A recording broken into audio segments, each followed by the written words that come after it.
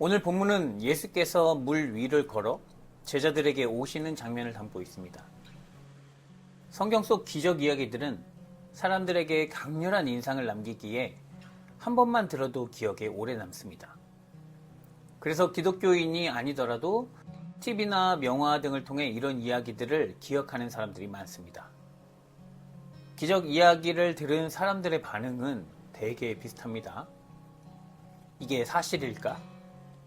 이런 질문에 기독교인들은 예수님이 하나님의 아들이니 당연히 물 위를 걸었을 것이라 믿고, 비기독교인들은 신화 속 이야기나 초기 기독교인들이 꾸며낸 이야기로 치부하며 기독교인들을 한심하게 바라봅니다. 기적 이야기 앞에서 사람들이 대립하는 이유는 초점을 역사적 사실 여부에 맞추기 때문입니다. 오늘은 성경 기자들이 정말 전하고 싶었던 것이 무엇일까에 관해 이야기해 보겠습니다. 오늘 본문 직전 예수님은 사람들 앞에서 오병이어의 기적을 일으킵니다. 빵 5개와 물고기 2마리로 시작된 배급이 성인 남성의 숫자만 5,000명이 넘는 무리를 배불리 먹였습니다. 그런데 그 후 무언가에 다급해진 예수님은 제자들을 배에 태워 먼저 건너편으로 보냅니다. 요한복음 6장은 그 이후로 기적을 본 사람들이 예수님을 억지로 임금 삼으려 했기 때문이라고 합니다.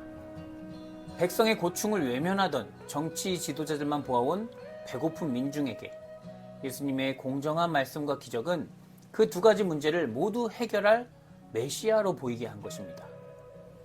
그러나 예수님은 사람들의 배고픔을 해결하러 오신 분도, 정치적 왕이 되러 오신 분도 아니었습니다.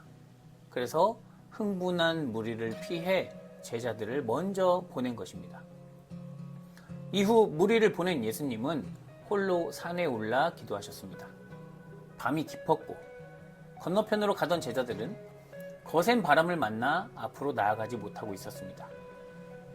가장 깊은 밤, 모두가 지쳐있던 그때 예수께서 물 위로 걸어 제자들에게 오셨습니다.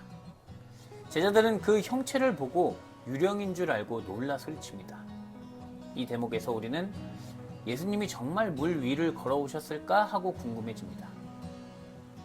사실 여러 고전 속에는 이런 이야기가 종종 등장합니다.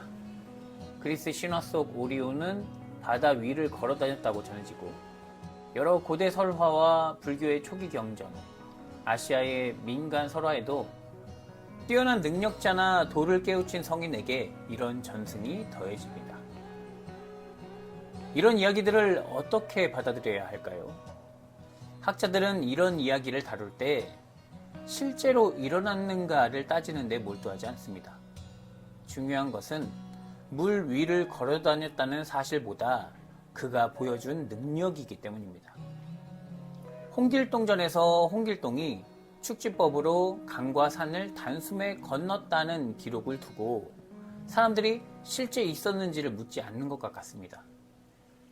신출귀모라는 홍길동이라는 서술은 그가 압도적인 능력으로 양반들을 제압하고 백성들의 한을 풀어주는 존재라는 것을 표현하는 문학적인 수사입니다. 오늘 본문이 우리에게 가장 말하고 싶은 핵심은 폭풍 같은 죽음의 세력 한가운데서도 하나님이 함께 하신다라는 것입니다. 본문에서 예수님 없이 홀로 항해를 떠난 제자들은 부활 승천 이후 남겨진 교회를 상징합니다. 거센 바람은 유대교와 로마 제국의 핍박을 상징합니다. 오늘의 우리도 교회 안에서 세상과 구별된 자로 살고 싶어 하지만 세상은 폭풍과 같아서 세상의 방식대로 대응하지 않으면 살 수 없을 것 같습니다. 그래서 하나님을 잊어버립니다. 차별과 배제로 자기를 높이려는 제국의 방식에 익숙해지면 죄인들과 함께 하신 예수님을 잊어버립니다. 그런 사람들 앞에 참된 하나님의 뜻을 말하는 사람이 나타나면 제자들처럼 유령이다 하면서 이단, 사탄이라 부를 것입니다. 배 위의 제자들이 자신들을 보내신 이가 하나님의 아들임을 알았다면 폭풍 가운데서도 안심할 수 있었을 것입니다. 물 위로 걸어오신 분이 예수님임을 알게 되자 베드로는 주여 만일 주님이시거든 나를 명하사 물 위로 오라 하소서 청합니다. 허락받은 베드로는 물 위를 걷지만 바람을 보고 겁에 질려 다시 물에 빠지고 예수님께 살려달라 외칩니다. 이는 우리의 모습입니다. 말씀 안에서 아멘 하고 결단하지만 그 감동은 오래지 않아 시들고 현실의 문제에 뒤덮여 익숙한 방식으로 다시 살아갑니다. 예수님은 그런 우리의 손을 붙잡으며 말씀하십니다. 믿음이 작은 자여 왜 의심하였느냐. 우리가 이렇게 약한 모습을 보이는 이유는 믿음이 작기 때문입니다. 폭풍 같은 세상의 소리에 믿음의 결단이 희미해지는 것입니다. 그렇다면 큰 믿음은 무엇일까요? 하나님의 통치에 모든 것을 맡기고 그 뜻대로 세상을 살아가는 것입니다. 이 믿음은 예수님을 통해 볼 수 있습니다. 하나님을 자기 성공의 도구로 여기지 않고 소외된 백성들에게 하나님의 사랑을 전해주신 분이 예수님입니다.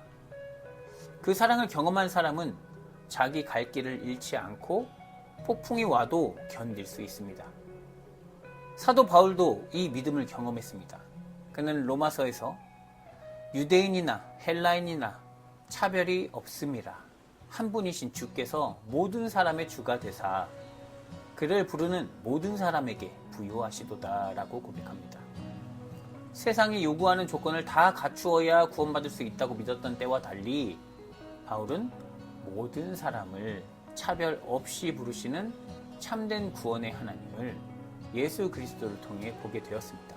그래서 이렇게 말합니다. 누구든지 주의 이름을 부르는 자는 구원을 받으리라. 사랑하는 성도 여러분, 세상에서 들려오는 요란한 바람소리가 우리 앞에 끝없이 불어오고 있습니다. 쏟아지는 뉴스, 기후위기, 정치적 다툼 등 우리의 마음을 흔드는 이야기들이 많지만 예수 그리스도를 믿음으로 우리는 승리하게 될 것입니다. 예수님은 지금도 산 위에서 우리를 위해 기도하고 계시고 지쳐 쓰러지는 때에 오셔서 두려워하지 말라고 위로하실 것입니다.